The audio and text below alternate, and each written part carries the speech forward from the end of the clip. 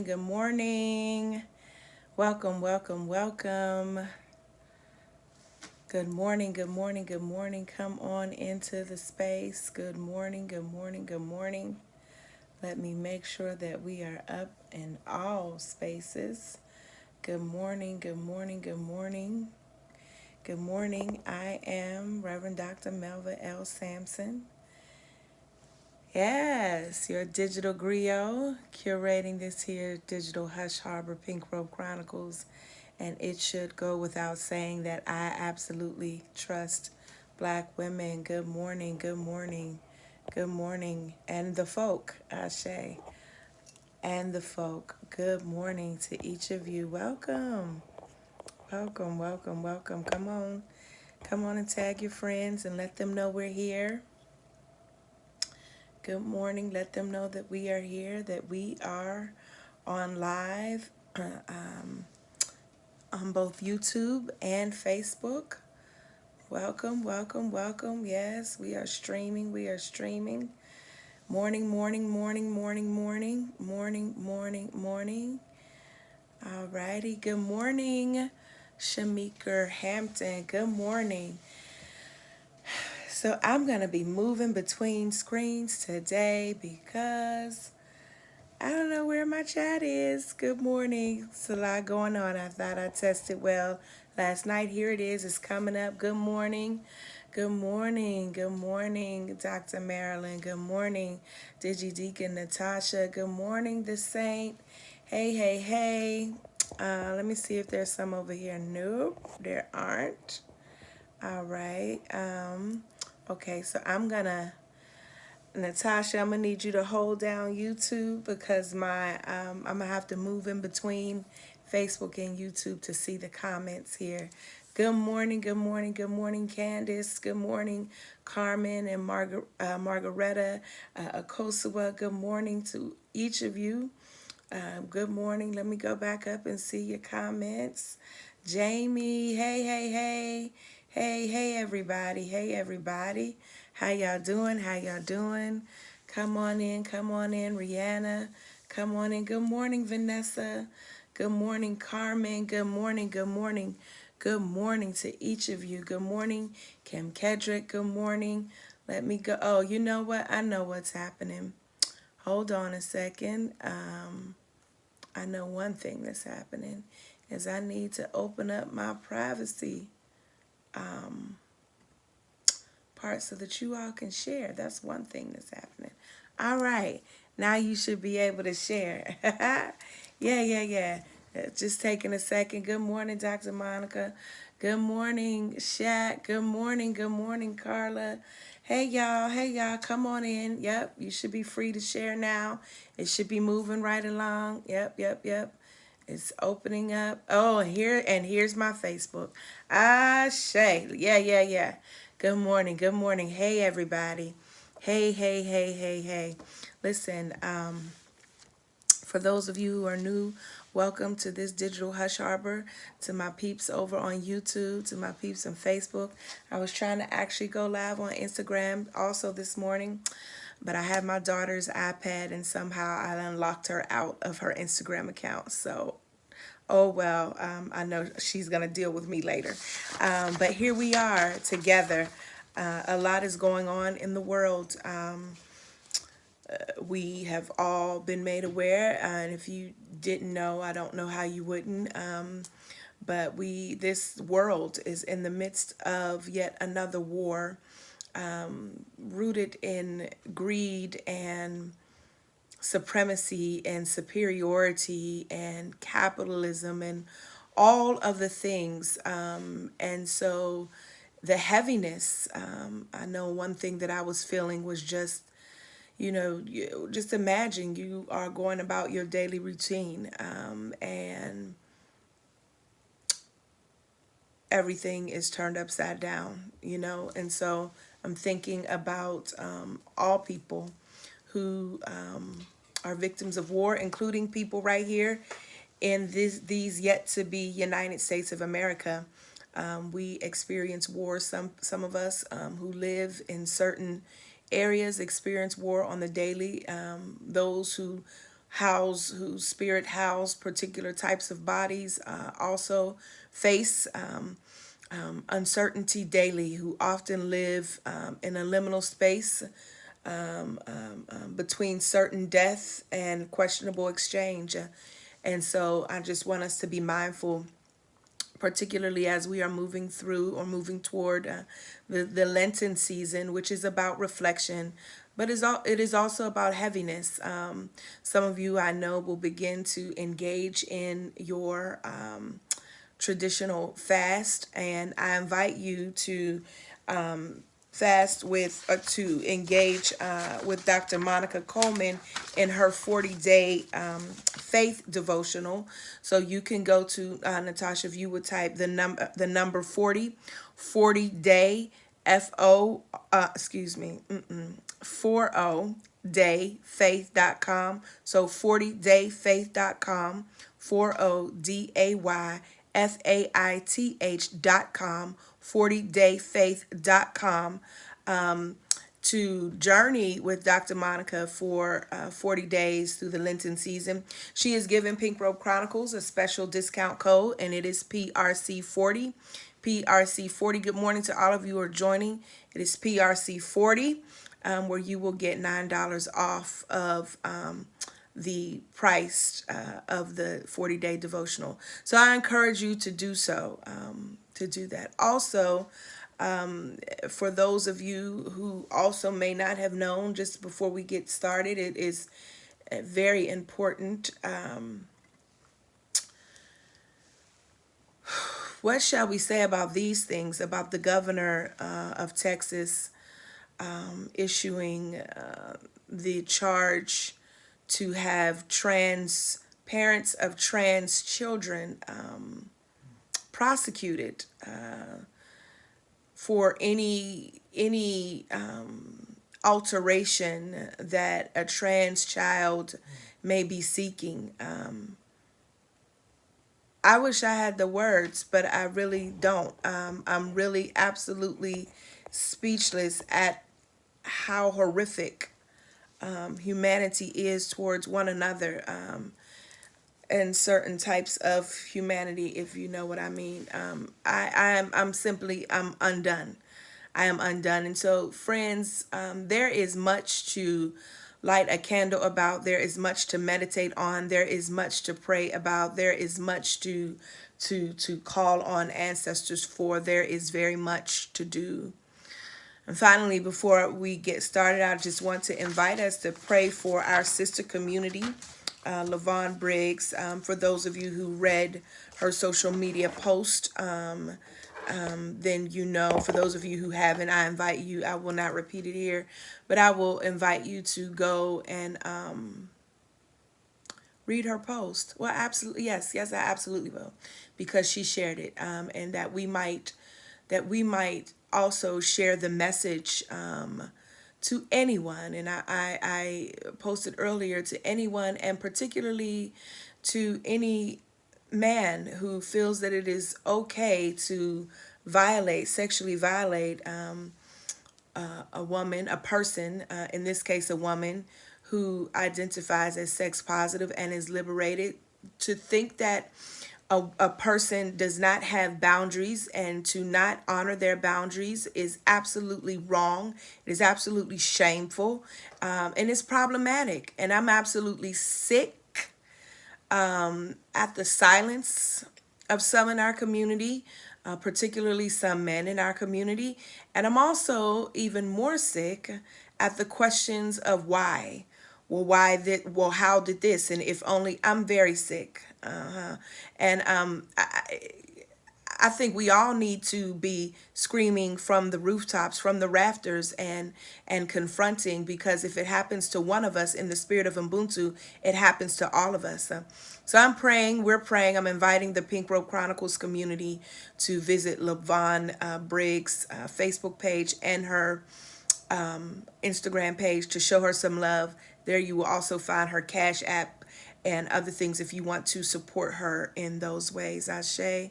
Ashe, thank you so much for offering your attention to these morning announcements. Ashe, Ashe, Ashe, Ashe. Oh, and listen,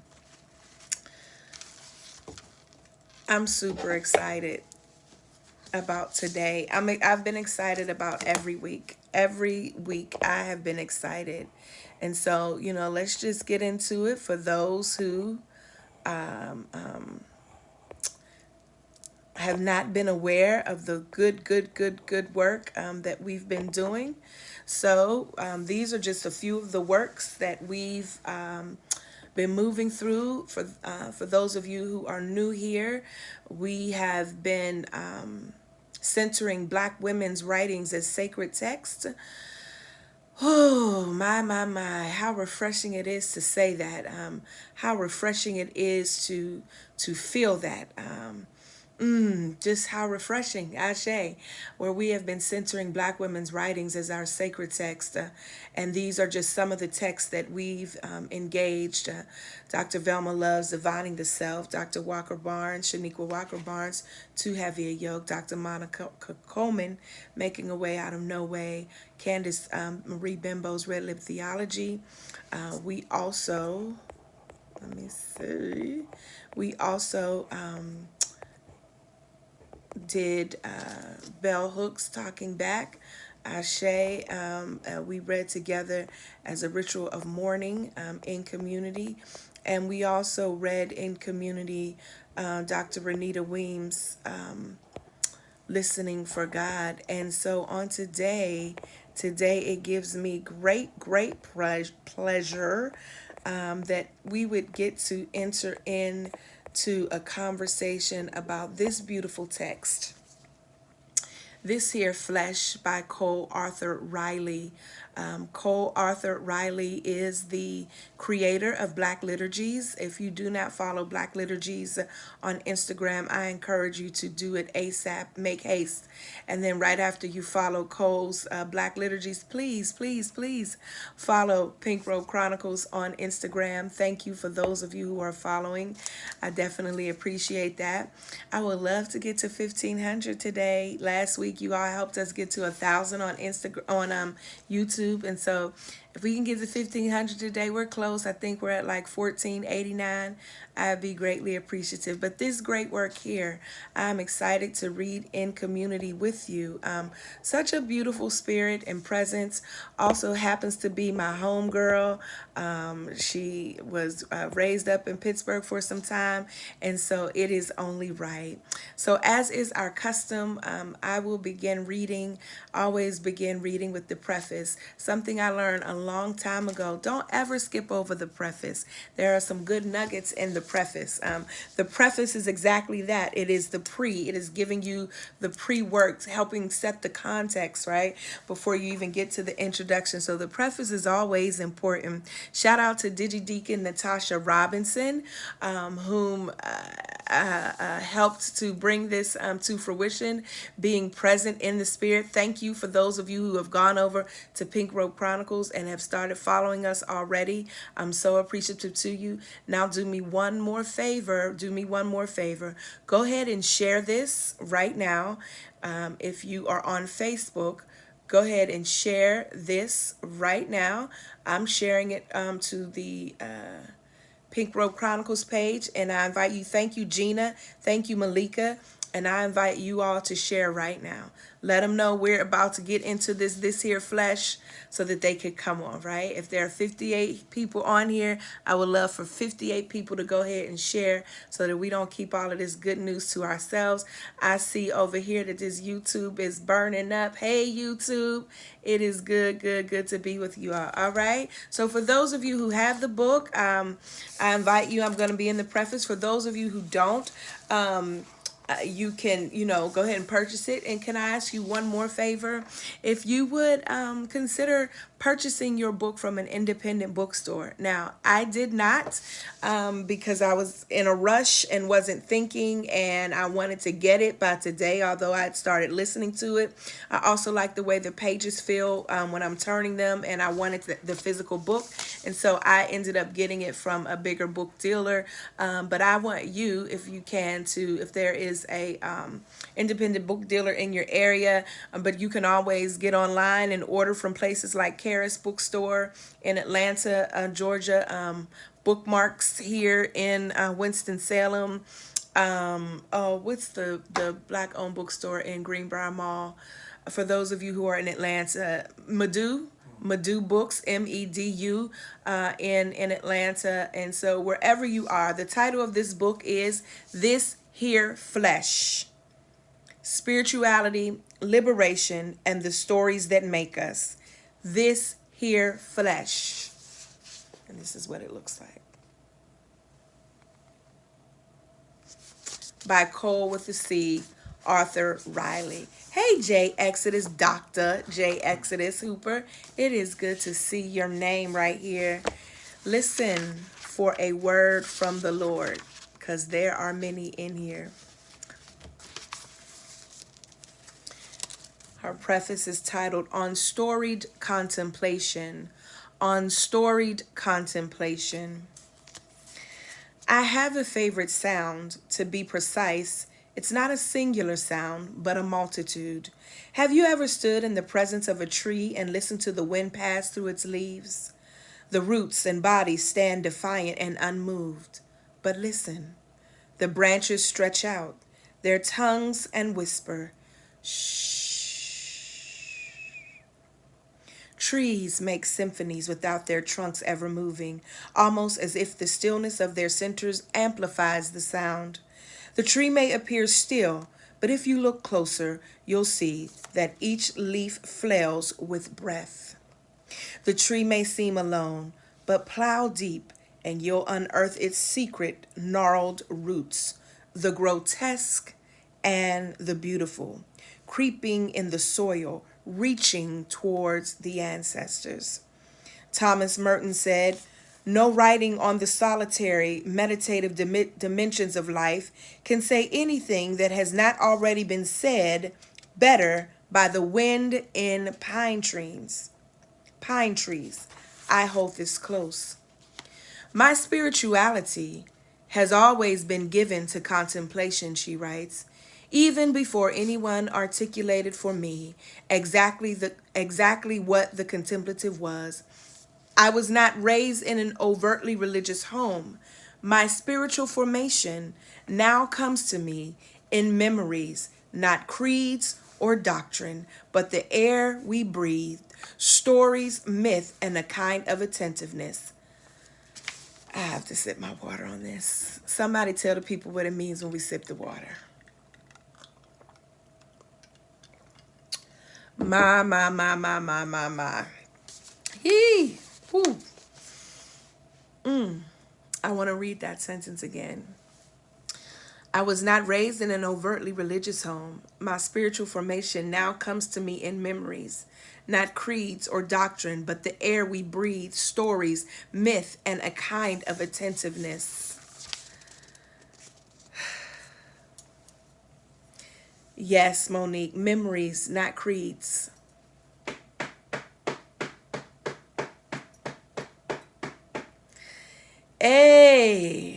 Air, not doctrines.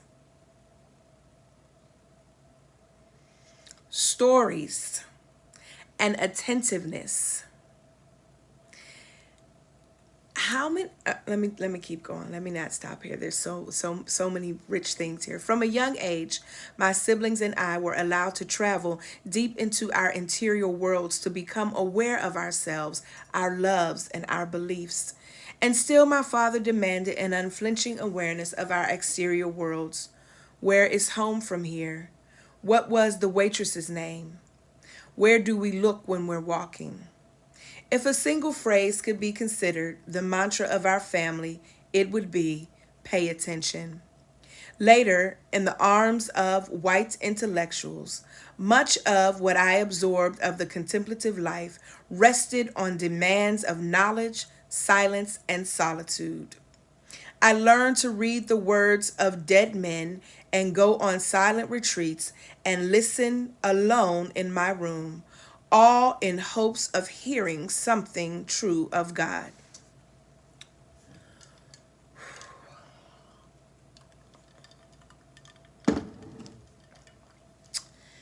Later, run it back, in the arms of white intellectuals, Much of what I absorbed, you should be getting free right now in this one sentence.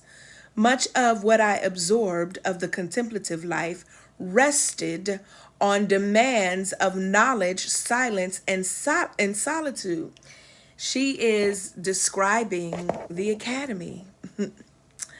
She is also describing a particular model that I would say is a very Western, Euro-centered model that suggests, I don't, well, no, I'll take that back. There'll probably be some Eastern traditions of Eastern expressions of Christianity where solitude is honored. Yet I want to just stay right here in terms of this in the arms of the intellectual, because the challenge here is that in learning to read the words of dead men, and she doesn't say dead white men, but I'm gonna say it, of dead white men, and go on these silent retreats and listen. And so I've never been on a silent retreat. I've never been on a silent retreat because I've just been like, God, what you need to say to me needs to happen in the busyness of the day, Ashe.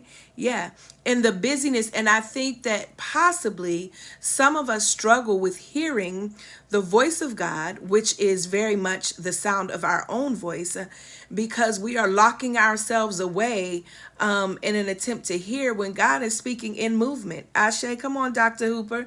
God is speaking in movement. It is an embodied experience, right?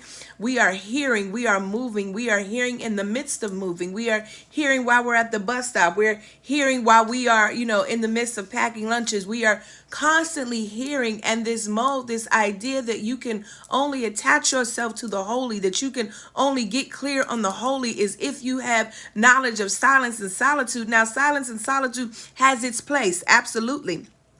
Absolutely, absolutely. But I think there's something more here, right? For me, I'm taking this in, and it could be a trigger, but I'm taking this in because what Cole is freeing me to recognize is that the way that I learn and that I hear God is in movement. Ashe. It is in story. It is in myth. It's not in this doctrine. It's not in this creed, right? But that it is actually all around me, and that my time in certain settings, mainly classrooms, that I've been frustrated, or maybe I would have been less frustrated had I understood this lesson earlier. Less frustrated in understanding that certainly Spirit is here. Less frustrated in understanding that we bring with us our ancestors to these spaces, our gods to these spaces, right? And they ain't quiet. Ashe, listen, listen, listen, Cole, listen. And they ain't quiet. Yes, Shaq, that I have, and they are torture for people with ADD. I hadn't even thought about that. Absolutely, absolutely, absolutely. Yes, yes, yes. It's just powerful. She said these are practices that I'm not quick to sneer at, as they have often been co-opted from the wisdom that I just said that right from the wisdom of Eastern spiritualities and diluted. I do not believe they alone tell the story of the contemplative life. I wrote this book during the fall and winter of 2020 during the coronavirus pandemic. When I am finished, I will be in my 15th month of isolation, as I am one of the many immunocompromised who cannot test my fate with this virus. Apart from my husband, my days are spent in solitude, in a kind of silence and stillness. It has reminded me what an empty spiritual life will manifest from these virtues alone. I cannot sustain belief on my own.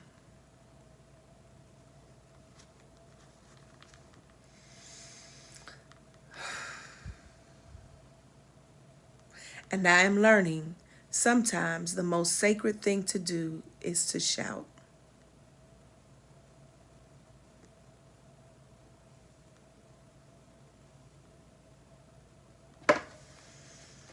Dr. Monica says there's an elevation of the contemplative approach to God, meditation, etc., without the same regard for dance, story, movement, song, and knowing the divine. Absolutely, absolutely, absolutely, They said the answer is as loud as Ashe.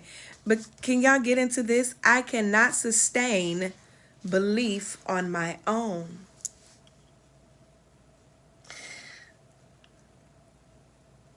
So many of you, let me just take a quick pause. Many of you are familiar with Derek and I, our birthing story of our oldest.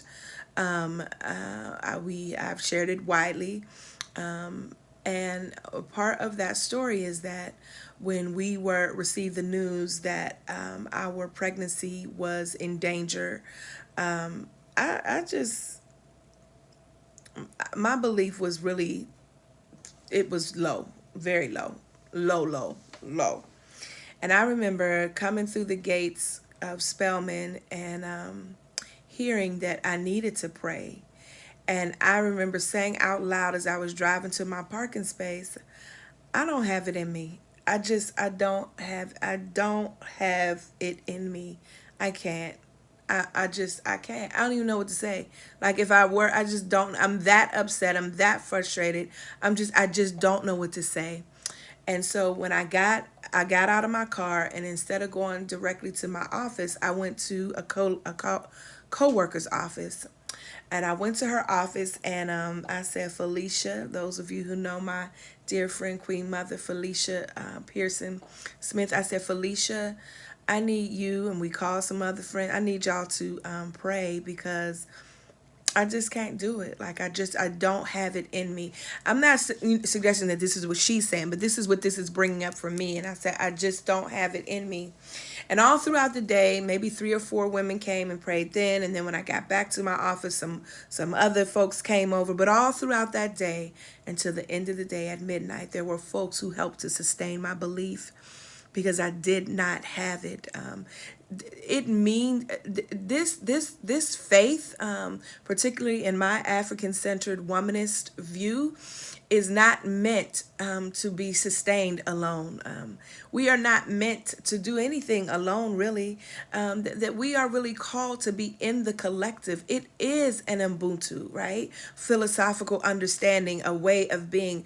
We are called to be present with one another. This whole go somewhere by yourself. Listen, no, that's not it. That's not it. So it's just a beautiful sentence is that I could not sustain belief on my own. Ashe.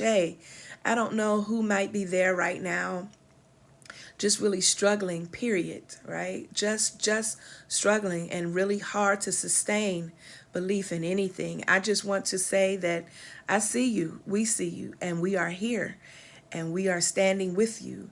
And if you are under the sound of my voice, if you are hearing the words of Cole Arthur Riley, I want you to know that you've been seen, Ashe. And I want you to know that you don't have to carry this by yourself, that there are others. Each of us are on various parts of this journey. Some of us don't have the capacity to help sustain, right? But others of us do because of where we are in the journey. So I just want to let you know that we here, Ashe. Continuing on, I used to think that Christian contemplation was reserved for white men who leave copies of C.S. Lewis's letters strewn about and know a great deal about coffee and beard oils. If this is you, there is room for you here. But I am interested in reclaiming a contemplation that is not exclusive to whiteness, intellectualism, ableism, or mere hobby.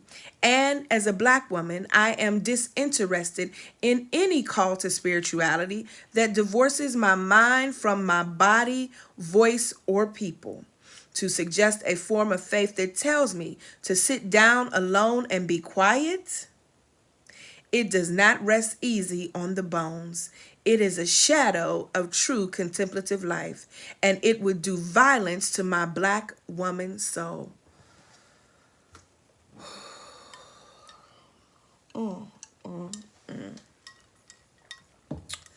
Woo! Y'all. Are you all getting this? Is it blessing you? Just type me something and let me know that it is blessing you, because it is blessing me. I want to go back and read it because I know that some of you don't have the book yet. So I want to go back and read it. I am interested in reclaiming contemplation that is not exclusive to whiteness, intellectualism, ableism, or mere hobby. And as a Black woman, I am disinterested in any call to spirituality that divorces my mind from my body, my voice, or people. To suggest a form of faith that tells me to sit down alone and be quiet. It does not rest easy, Dr. Fernita. It does not rest easy, she says, Carmen, on the bones. It is a shadow of true contemplative life, and it will do violence to my Black woman's soul. In Toni Morrison's novel Beloved, Baby Suggs, the matriarch gathers all of her people in the clearing. Everyone, y'all know about the clearing.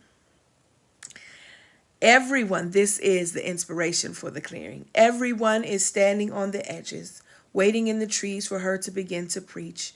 And she says, "Let the children come." And they all scurry to the center, and she tells them, "Let your mothers hear you laugh." And they laugh. And she calls the men to come down and says, "Let your wives and children see you dance." And they do. And finally, she calls the women to the center and says, "Cry. Cry for the living and the dead. Just cry." And without covering their eyes, the women let loose. And they all get tangled up in each other. And the men are crying, and the women are dancing, and the children are laughing, until eventually they all collapse in the grass together to hear Baby Suggs give a sermon. In this here place, we flesh. Flesh that weeps, laughs, flesh that dances on bare feet in grass. It starts, Morrison writes, she did not tell them to go and sin no more. She calls them to awaken to their stories, and then she leads them into this sacred cry of the body. You better position Baby Suggs, a Black woman, as a Messiah. My. You better position Baby Suggs as a Messiah. I don't want to unearth folk here because there are more than one Messiah. But you better position even this fictional character, the unchurched preacher that many can relate to, as a Messiah. My goodness. She didn't tell them, Cole writes, to go and sin no more. But what does she do? She awakens them to their stories. What happens, story? What happens when you are awakened to your own story, to our collective story? What happens to us as a collective when we all are awakened to the story, to our story? Do you know what could be alleviated? And then she leads them in this sacred cry for the body. That's right, Natasha, because as we are reminded, Dr. Monica already told us, salvation is an activity. It is not a destination. More on this to come, she says, but this literary moment of intergenerational dignity affirming embodied liberation is my model for spirituality to date. So her model for spirituality is intergenerational, it is dignity affirming, and it is embodied liberation. These are the key principles of her spirituality. Whew. Yes, Dr. Davis, for me it is about the intention. Contemplative moments are necessary for me and the holy, but not on the terms rooted in white violence. dehumanization, and oppression. It is these moments where I commune with beloveds, nature, spirit, and community in intentional silence, not a Western patriarchal white control over Black women's bodies and spiritual prowess. Ashe. When I think of my ancestors, she writes, who lived in chains, I often wonder what sacred defiance lived in their minds while their bodies were being dominated by another. Girl, you better write.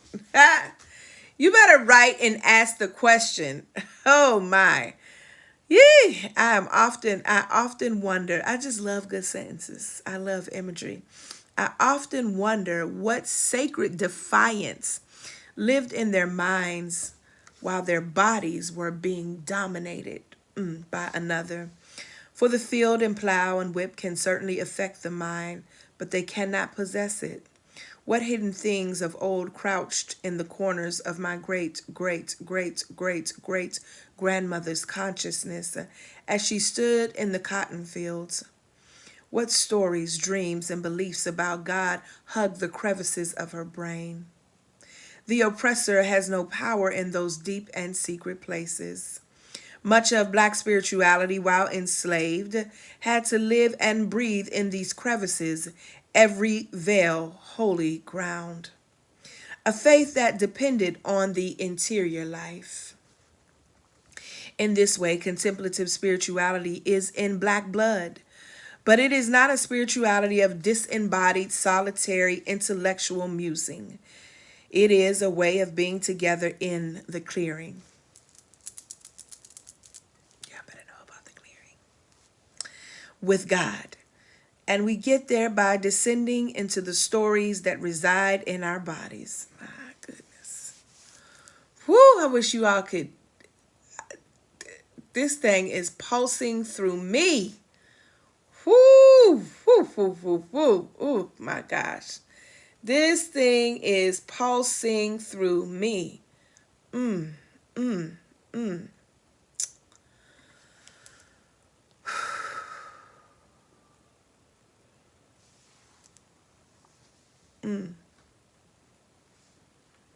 And we get there by descending into the stories that reside in our bodies.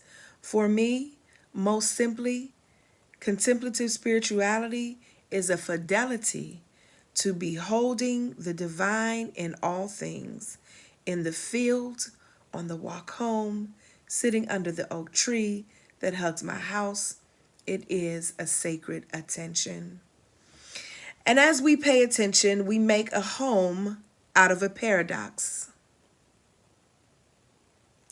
Not just in what we believe, but also in the very act of living itself. Stillness that we would move, silence that we would speak. I believe this to be a spirituality our world, overtaken with dislocation, noise, and unrest, so desperately needs. So I write these pages in solitude, but tethered to those to whom I belong, and who in some manner belong to me. I sit in silence, but attuned to the whispers of my ancestors and all who have formed me, and I inhale, exhale in stillness, liberated from the frenzied bondage of this world and protecting the breath of my body. It is here, I will admit. I was wary of beginning with the image of the tree. I agonized over it. I agonized over it as I drank my evening tea. And while I was supposed to be paying attention in meetings, would I really use a tree, this image that has been used so often, used to the point of death to begin this book? Until it occurred to me that it was very fitting. This is not a book of new things or ideas. My thoughts have been thought before. It is more remembrance than revelation, more maybes than certainty. How cold. how you just loop this back around to your very first page, talking about how Thomas Merton identifies that nothing new can be said, only in the wind of the pine trees. And then you come back to loop us around only to say that this is not a book of new things or ideas. Sis, you are writing, okay? You are writing. My goodness. I just feel like even as I'm writing this, the joy of reading for me just was so distant, going through a doctoral program and not being able to read what I want to read. And even now, truth be told, reading really only to prepare for courses, prepare for lectures, things that I have to do, because that's the business that pays me. But any kind of just pleasure reading or reading that informs me. And this is why we started this, right? Well, not we started, we returned to this format. These words here are just an invitation, are just bringing me back just to the love of reading. And it is really just nurturing me. And I really hope that it is doing the same for you. So until it occurred to me, I'm reading again, that this was very fitting, that this is not a book of new things or ideas. My thoughts have been thoughts before. It is more remembrance than revelation, more maybes than certainty, and there is sparse novelty. Much of what you'll find here is old and even, I hope, familiar. But I mean to go deep into the old that it might find some manner of resurrection by virtue of coming from my own blood and bone. Not what is this tree, not what is the tree, but what is the tree to me? When did I first touch its bark, and how does it move me? What would I call the shade of green? What do I hear when I listen? This is a book of contemplative storytelling. The pages you hold are where the stories that have formed me across generations meet. Our common practice of beholding the divine. Feel now, they are wet with tears. Look how they glisten, like my skin in sun, and they bear the grooves of many scars. As you cradle these pages, it is my sincere hope that they might serve as conduits for mystery, liberation, and the very face of God.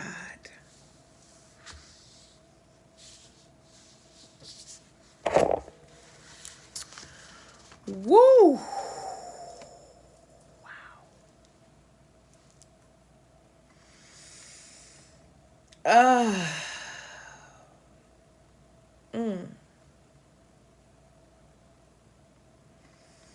Where are y'all in it? Where are y'all in it? My goodness.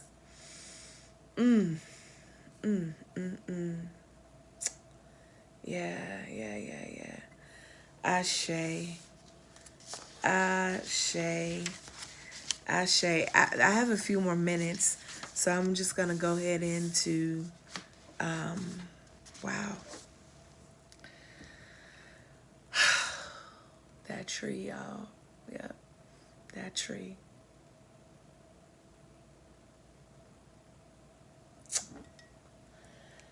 This is one time when I wish that we were in front of each other so that I can see you. Well, I am going to see you for those of you going to come over into the clearing.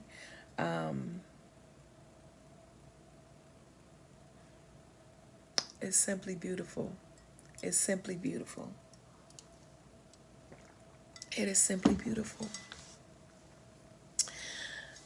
I'm going to read, as I have about 15 more minutes left, so I'm going to go ahead and keep going in this chapter 1 on dignity.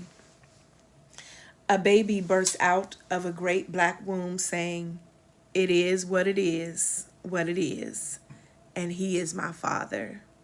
My grandma used to say, "Oh, child, when your daddy came out of me, he tried to take his whole house with him." He cleaved to her insides like he knew what was his to have.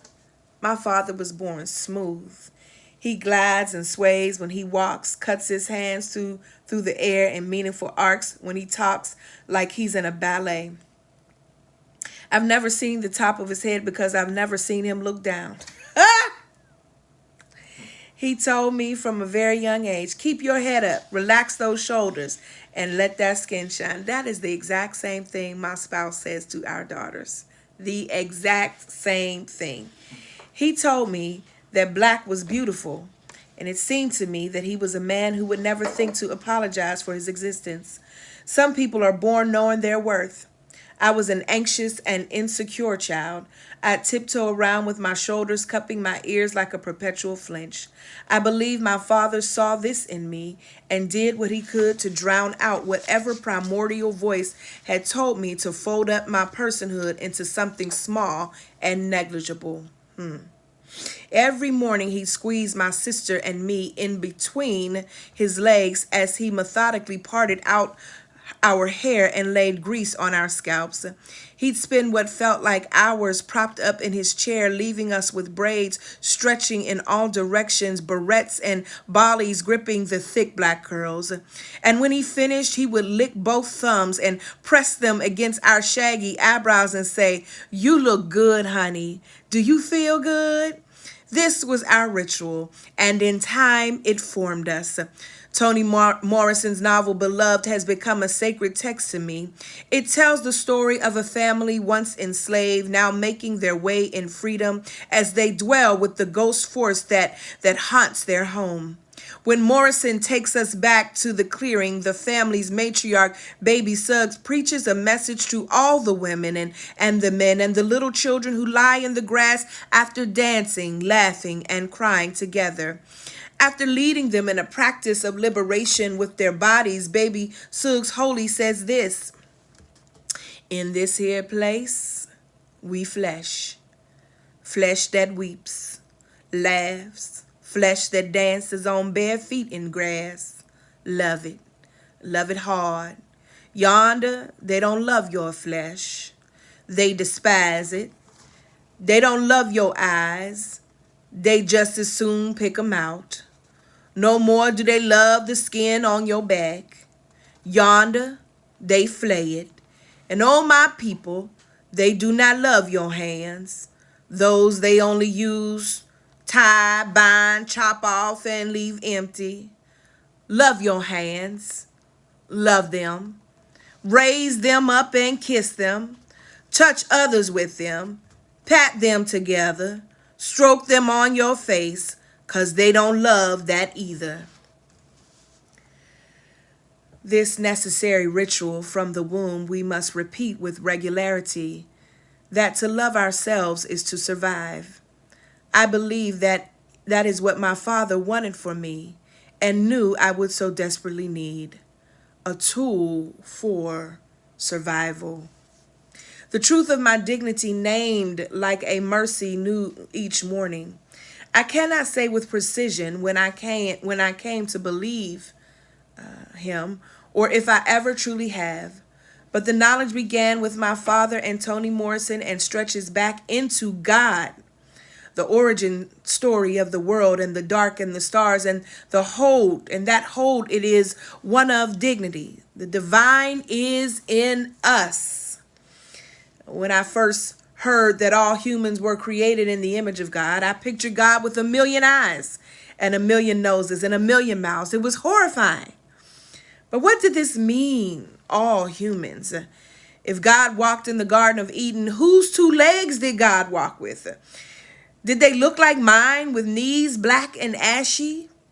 It is not wholly unusual for individuals or cultures to imagine God as being like them in some way. Perhaps this is because we lack an imagination for a being who loves us and doesn't resemble us. Sheesh. Things that are unlike us strike us as unsafe. When I encounter the unfamiliar, a new food, a stranger on the train, I may be intrigued, but I am nearly always cautious. I have no frame of reference for how it might hurt me, what compels it to violence or tenderness. If God is like me, then perhaps she becomes more predictable.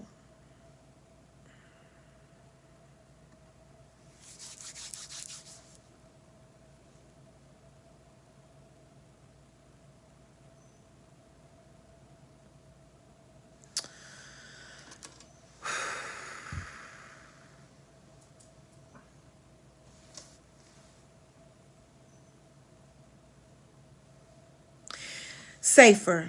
But when we force our picture of God on another, or when God is presented as singular, we tend to colonize the image of God in others.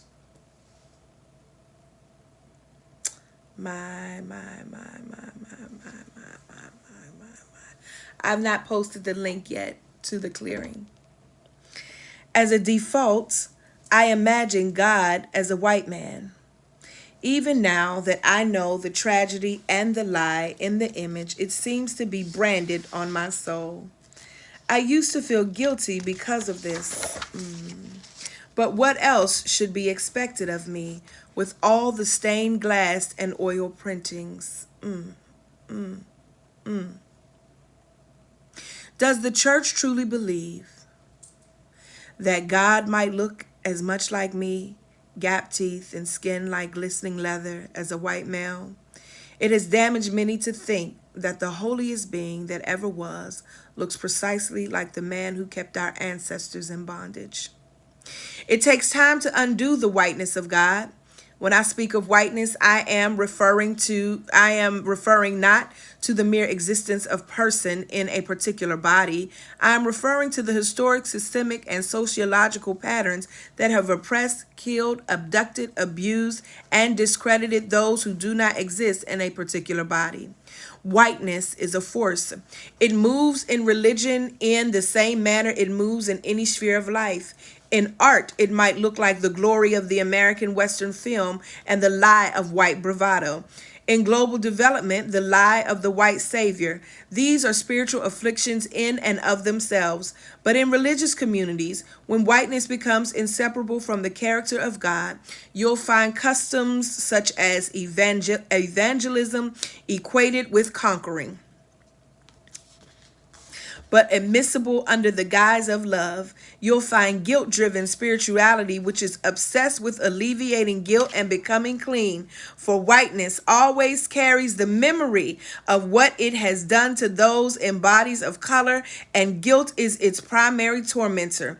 The irony, of course, is that this guilt cannot be relieved save by a rending of whiteness from the image of God, which the force of whiteness will never do. In order to rend whiteness from the face of God, we must do more than make new images. We have to persist in observing and naming all the ways this force has obscured the face and the character of God. The God I've known does not dominate. He kneels and washes his enemies' feet. God does not make himself hero. He heals and works miracles both publicly and privately. I'm just going to finish this page. We also have to expand our understanding of how other cultures and peoples contain the divine. Does God slap the tambourine like my auntie? Do they put butter and salt in their grits and no sugar? Amen. I added that. Some theologies say it is not an individual, but a collective people who bear the image of God. I quite like this because it means we need a diversity of people to reflect God more fully. Anything less and the image becomes pixelated and grainy, still beautiful but lacking clarity. If God really is three parts in one, like they say, it means that God's wholeness is in a multitude. I do not know if God meant to confer value on us by creating us in their own image. But they had to have known it would at least be one outcome. How can anyone who is made to bear likeness to the maker of the cosmos be anything less than glory? Ha! How could you be anything less than glory? Come on. How could you be anything less than glory? My God.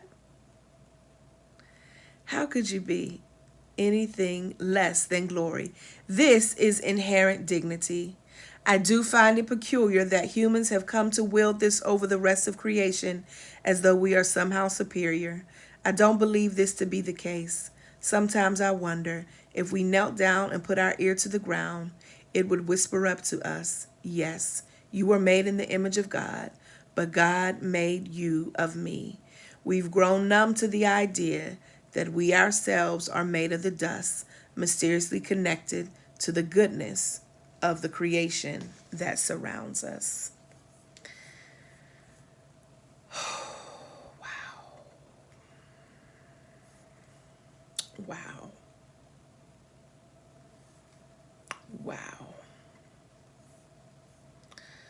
Wow. Just wow. I'm going to stop there for today. My God. Yeah. Sheesh. Wow.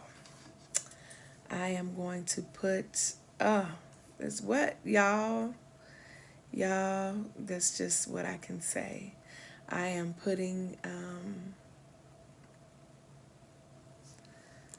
the link to the clearing. I've put that in.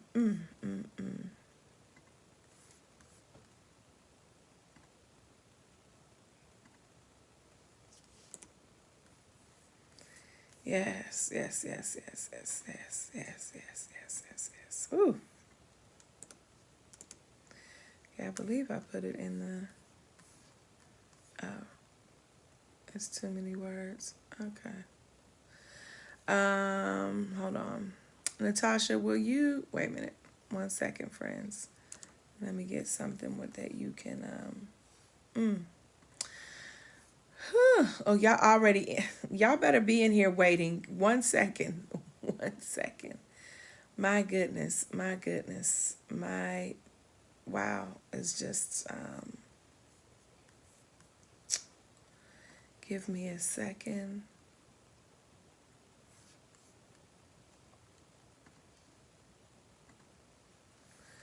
Okay, there we go.